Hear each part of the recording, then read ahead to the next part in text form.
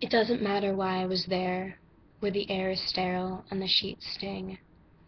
It doesn't matter that I was hooked up to this thing that buzzed and beeped every time my heart leaped, like a man whose faith tells him God's hands are big enough to catch an airplane or a world.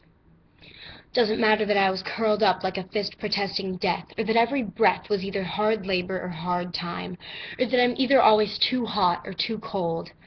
And it doesn't matter, because my hospital roommate wears Star Wars pajamas, and he's 9 years old.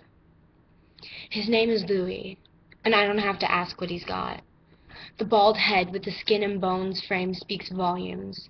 The Game Boy and feather pillow booms like they're trying to make him feel at home, 'cause he's gonna be here a while. I manage a smile the first time I see him, and it feels like the biggest lie I've ever told. So I hold my breath, 'cause I'm thinking any minute now he's gonna call me on it. I hold my breath, 'cause I'm scared of a 57-pound boy hooked to a machine because he's been watching me. And maybe I've got him pegged all wrong, like maybe he's bionic or some shit. So I look away. Like I just made eye contact with a gang member who's got a rap sheet the length of a lecture on dumb mistakes politicians have made. I look away like he's going to give me my life back the minute I've got something to trade. I damn near pull out my pack and say, "Cigarette?" But my fear subsides in the moment I realize Louis is all about show and tell. He's got everything from a shotgun shell to a crow's foot, and he can put them all in context, like, see, this is from a shooting range, and see, this is from a weird girl. I watch his hands curl around a cufflink and a tie tack, and I realize that every knick-knack is a treasure, and every treasure's got a story, and every time I think I can't handle more, he hits me with another story, says, see, this is from my father, see, this is from my brother, see, this is from that weird girl. See, this is from my mother. It took me 2 days to figure out that that weird girl is his sister. Took him about 2 hours today after she left for him to figure out he missed her. They visit every day and stay well past visiting hours because for them that term doesn't apply. But when they do leave, Louis and I are left alone, and he says, "The worst part about being sick is you get all the free ice cream you ask for." And he says the worst part about that is realizing that there's nothing more they can do for you. He says, ice cream can't make everything okay. And there's no easy way of asking it, and I already know what he's going to say, but maybe he just needs to say it, so I ask him anyways. Are you scared? Louis doesn't even lower his voice when he says, fuck yeah. I listened to a 9-year-old boy say the word fuck like he was a 30-year-old man with a nosebleed being lowered into a shark tank, and he's got a right to it. And if it takes this kid a curse word to help him get through it, I want to teach him to swear like the devil was sitting there, taking notes with a pen and a pad. But before I can forget that Louis is 9 years old, he says, please don't tell my dad. He asks me if I believe in angels. And before I realize I don't have the heart to tell him, I tell him. Not lately. And I just lay there waiting for him to hate me, but he doesn't know how to, so he never does. Louis loves like a man who lived in a time before God gave religion to men and left it to them to figure out what hate was.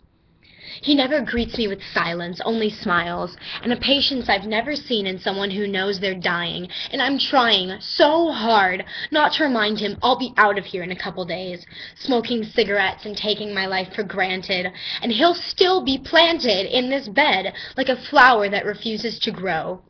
I've been with him for 5 days, and all I really know is that Louis loves to pull feathers out of his pillow and watch them float to the ground, almost as if he were the philosopher inside of the scientist ready to say that it's gravity that's been getting us down.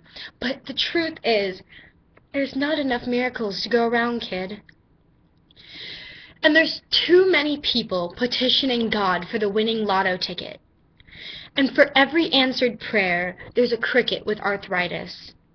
And the only reason we can't find answers is the search party didn't invite us. And Louis, right now, the crickets have arthritis. So there is no music. No symphony of nature swelling to crescendos as if we bent halos into melodies that could keep rhythm with the way our hearts beat. So we must meet silence with the same level of noise that the parents of dying 9-year-old boys make when they take liberties in talking with heaven. We must shout until we shatter in our own vibrations, then let our lives echo and grow, echo and grow, echo and grow distant. Grow distant enough to know that as far as our efforts go, we don't always get a reply. But I swear to whatever God I can find in the time I have left, I'm gonna remember you, kid. Gonna tell your story as often as every story you told me, and every time I tell it, I'll say, see, there's bravery in this world. There are 6.5 billion people curled up like fists protesting death, but every breath we take has to be given back, and a 9-year-old boy taught me that. So hold your breath, the same way you'd hold a pen when writing thank you letters on your skin, to every tree that gave you that breath to hold. Then let it go. As if you understand something about getting old and having to give back. Let it go, like a laugh attack in the middle of really good sex. The black eye will be worth it. Because what is your night without a story to tell? And why wield a word like worth if you've got nothing to sell? People drop pennies down a wishing well as if the cost of a desire is equal to that of a thought. But if you've got expectations, expect that others have bought your exact same dream for the price of hard work. Hang in, hold on mentality. Like, I accept any challenge, so challenge me. Like, I've brought a knife to this gunfight, but other night I mugged a mountain, so bring that shit, I've had practice. Louie and I cracked this world open and found the prize inside because we never lied to ourselves. Never told ourselves it'd be easy or undemanding. So we sing in our own vibrations and dare angels to eavesdrop, and we stop mid-flight to pluck feathers from their wings and write demands on God's hands. Take the time to catch you, so that even if God doesn't, it wasn't because we didn't try. I don't often believe in angels, but on the day I left Louis, pulled a feather from his pillow and said, "This is for you," I half expected him to say, "See, this is the first one I grew."